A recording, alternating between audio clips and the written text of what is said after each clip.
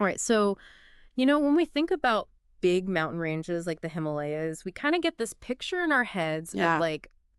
almost like an isolated place, right? Like it's Mhm. locked away from everything else. Right. And I feel like Gilgit-Baltistan kind of fits that image. Yeah. With those huge mountains and valleys that seem so remote. Yeah, for sure. But here's the thing. When you really dive into the history, Yeah. all the sources we have, they paint a completely different picture.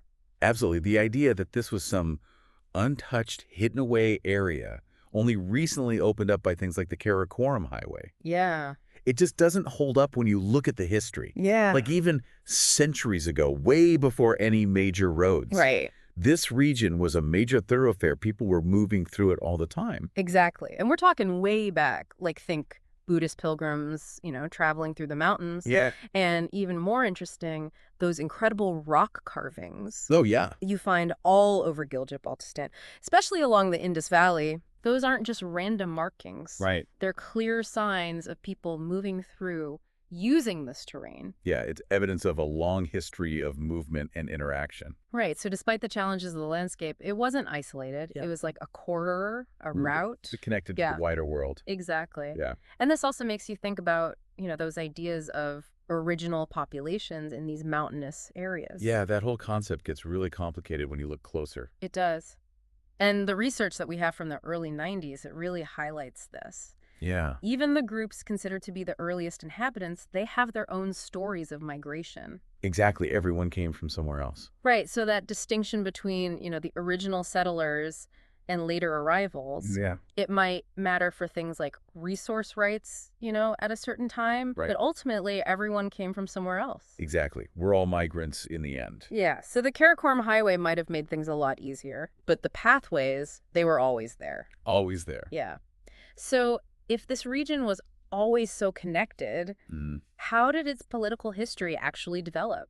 Well, I think a major turning point, and our sources point to this as well, Okay. is the arrival of Raja Gulab Singh of Jammu in the early 19th century. Right. And he wasn't just some random ruler, right? No, not at all. He was under the Sikh Empire. That's right. But his interest in the Himalayas, it wasn't just about expanding his territory. No. He had a very specific goal in mind, controlling those super valuable trade routes. Exactly. He wanted to control the flow of commerce. Right. And those mountain passes, whoever controlled them, they Yeah. controlled the trade. Absolutely gave them a lot of power. It did. Yeah. And Gulab Singh, he was ambitious. He sent his commanders on these huge military campaigns. Oh, yeah. Massive campaigns. Zorawar Singh's campaigns into Ladakh and Baltistan are pretty famous. Yeah, those are well known. But we shouldn't forget Nathu Shah. Right. He actually took control of Gilgit in 1842. Yeah, even if it was just for a short time. It was a big deal. Yeah. And then everything changed when the British defeated the Sikh Empire. Yeah, that really shook things up. And Gulab Singh, he was smart. Yeah. He knew he had to switch sides. He allied himself with the British. He saw which way the wind was blowing. Yeah. And this leads us to the Treaty of Amritsar in 1848. A pivotal moment in the history of the region. It really is. Gulab Singh basically bought Kashmir from the British. For a hefty sum, too. 7.5 million rupees. Not cheap. No, not at all. And that treaty, it really set the stage for so much that happened afterwards. Absolutely. It laid the foundation Yeah, for the political landscape we see today. it did. And the British, they considered Gilgit and Baltistan to be part of Kashmir. Under Kashmiri jurisdiction, yes. But it's important to note Yes. that control over those areas, it varied a lot. Oh, yeah, big time. In Baltistan, Kashmiri rule was pretty much unchallenged. That's right. But in Gilgit, Yeah. it was a whole different story. It was a constant struggle. Constant resistance. Our sources talk about 1846, just 2 years after the treaty, Yeah. and local Rajas, led by Gohar Aman of Yasin, they kicked out the Kashmiri forces. They weren't having it. No. And this happened again and again, this back and forth, local rulers resisting Kashmiri control. It really highlights the power of local allegiances. It does. And it wasn't until after Gohar Aman died in 1860 Yeah. that Kashmir finally got a bit more of a stable hold on Gilgit. More stable, but still not absolute. Yeah, exactly. And then And then we see the British stepping in the British return. with their own interests in mind. Right. And this is where we get to the great game. Ah, yes, the famous rivalry with Russia. Right. Russia was expanding in Central Asia. Mhm. And the British, they got really nervous. They saw it as a threat. They did. They were worried about Russia getting too close to India. Exactly. They couldn't allow that. No. So suddenly, this area that might have seemed unimportant, yeah, it became super strategic for the British. Oh, absolutely. Crucial to their interests. They couldn't risk it falling into the wrong hands. Especially not potentially unstable Kashmiri hands. Exactly. So in 1877, Okay. they set up a permanent British political agent in Gilgit. Major John Biddulph was the first one. Yeah. And there was a short period where they closed it. Right. But in 1889, Colonel Algernon Durand reopened it. Yeah. And from that point on, The British were there to stay. right up until 1947. That's a long time. It is. So now you have this interesting situation, dual control. 2 powers in one place. Exactly. A British political agent Mm-hmm. working alongside a Kashmiri governor. The Wazir-e-Wazirat. Right. But officially, they were supposed to share authority. In theory, Yeah. But in practice, the British had the upper hand. oh, yeah, the British were definitely calling the shots. That's right. And it's fascinating how the local people viewed these two powers. Yeah, it really tells you something. They saw British rule as strict, Mm-hmm. but generally fair. Yeah, while the Kashmiri administration, Yeah. not so much. They thought the Kashmiris were corrupt. And greedy. Right, and this difference in perception. Yeah. It really had a lasting impact on the region. It shaped people's attitudes. It did. And the British, Yeah. they weren't just satisfied with the areas Kashmir controlled. No, they wanted more. They wanted more influence. More territory. So in 1891, Okay. they conquered Hunza and Niger. A classic case of colonial expansion. It is. But they were smart about it. In a way. Yeah, they didn't directly rule those new areas. No, they used indirect rule. They let the local rulers. Emirs of Hunza and Niger. Yeah, they let them keep some autonomy. As long as they didn't cause trouble. As long as they stayed in line. Exactly. It was a way for the British to control things without having to do all the work. It's a classic colonial strategy. It is. But even with this indirect rule, Yeah. the relationship between the British political agent and the Kashmiri governor, The Wazir-e-Wazirat. it was always tense. Lots of disagreements, power struggles. Yeah, they didn't always see eye to eye. Not at all. And this brings us to 1935. Okay. The British basically leased the Gilgit Agency from the Maharaja For 60 years. 60 years, which effectively ended that dual control. Yeah, the British were fully in charge now.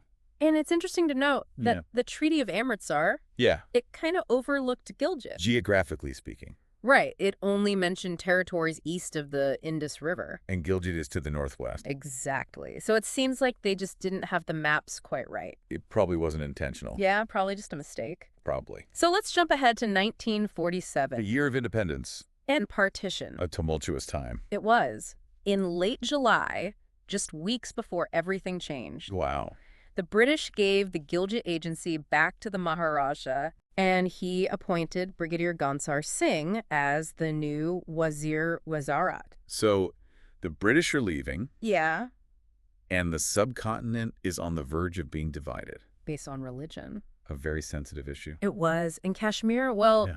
it was a really complicated situation. You could say that again. You had a Hindu Maharaja Yeah. ruling over a majority Muslim population. And a recipe for tension. It was. And since the 1930s, the Muslim population, Hmm. they'd been demanding more political rights. They wanted a say in their own governance. They did. And by 1947, Yeah. that unrest, it was growing. It was a powder keg waiting to explode. It was. Yeah. And the Maharaja, Yeah. he was in a tough spot. Caught between a rock and a hard place. He tried to stay neutral. Oh, wow. He didn't want to join India or Pakistan. He wanted to remain independent. Yeah, but both India and Pakistan, Yeah. they wanted Kashmir. They saw it as part of their own nation. They did. And in Gilgit specifically, Yeah. the population was overwhelmingly Muslim, and they mostly wanted to join Pakistan. They felt closer to Pakistan. They did. And this is where the Gilgit Scouts become really important. Oh, yeah. They played a key role. This paramilitary force, Set up by the British, they were still under British command. even after the British left. Major Brown and Captain Mathieson. 2 British officers. They were technically in the service of the Maharaja. But their loyalties were a bit unclear. They were.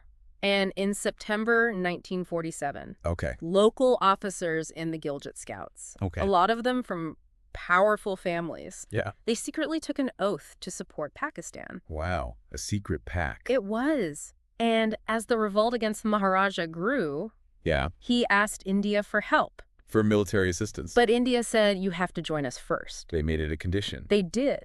So on October 26, 1947, Okay. the Maharaja signed the Instrument of Accession. He joined India. And India started sending troops into Kashmir. To secure the region. Yeah, but when the news reached Gilgit, well, let's just say they weren't happy. They weren't pleased. On November 1st, Okay. the Gilgit scouts arrested the governor. Wow. And they declared the Islamic Republic of Gilgit.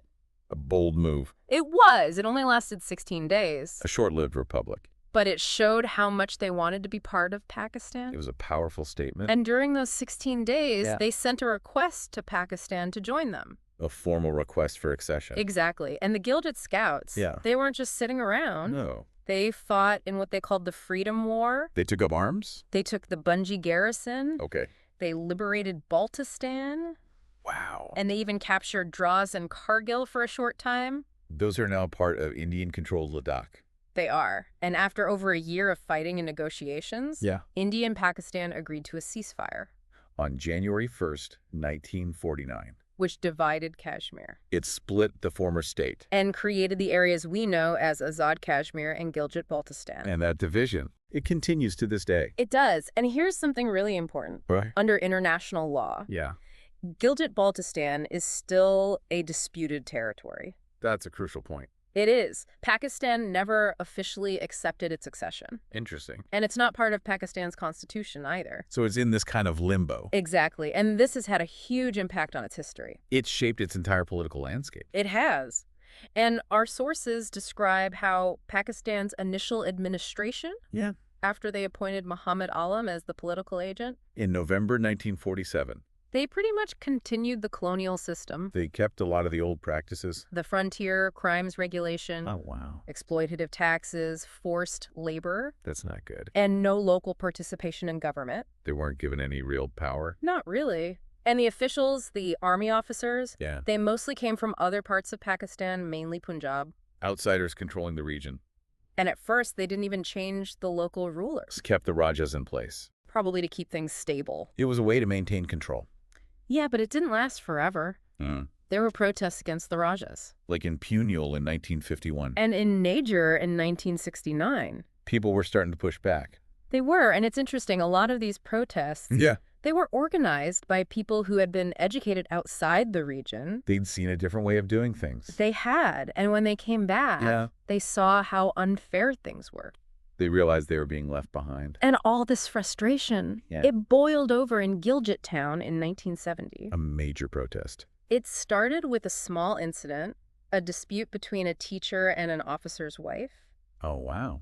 But it quickly became about something much bigger, It became a symbol of resentment. against Pakistani rule. People had had enough. They had. And the Tanzim-e-Millat, A local political organization? they organized a protest. Okay. And when the leaders were arrested, Oh, no. it just made people angrier. It added fuel to the fire. They broke into the jail to free the leaders, Wow. and they marched towards government offices. A direct challenge to authority. It was. And this is where things got really bad. Hey. An official ordered the Gilgit scouts to fire on the crowd. Oh, But the scouts, Yeah. they refused. Right. They wouldn't shoot their own people. that's incredible. It is. And the official, Yeah. he got so angry, What happened? he shot a protester himself.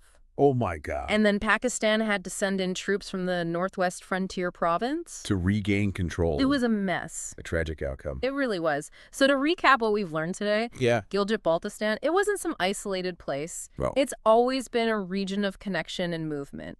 a crossroads. We've seen how it went from local rule to the Maharaja's influence And then the British came in. with the Treaty of Amritsar Yeah. and the Great Game. The rivalry with Russia. And then partition with the Gilgit Scouts playing a key role. And the people wanting to join Pakistan. And finally, Pakistani administration. And the growing discontent. It's a complex story. It is. And it's not over yet. No, not at all. Its history, especially its political status, Still disputed. it continues to shape the region today. It affects everything. It does. So here's a final thought for you. Okay. What if Gilgit-Baltistan's own voice its own desires, Hmm. had been more central to the decisions made in 1947 and after? What if they'd had more of a say? How might things have been different? It makes you think about the importance of self-determination. And how history could have taken a different path? Absolutely. It's a question worth pondering. It is. It really is.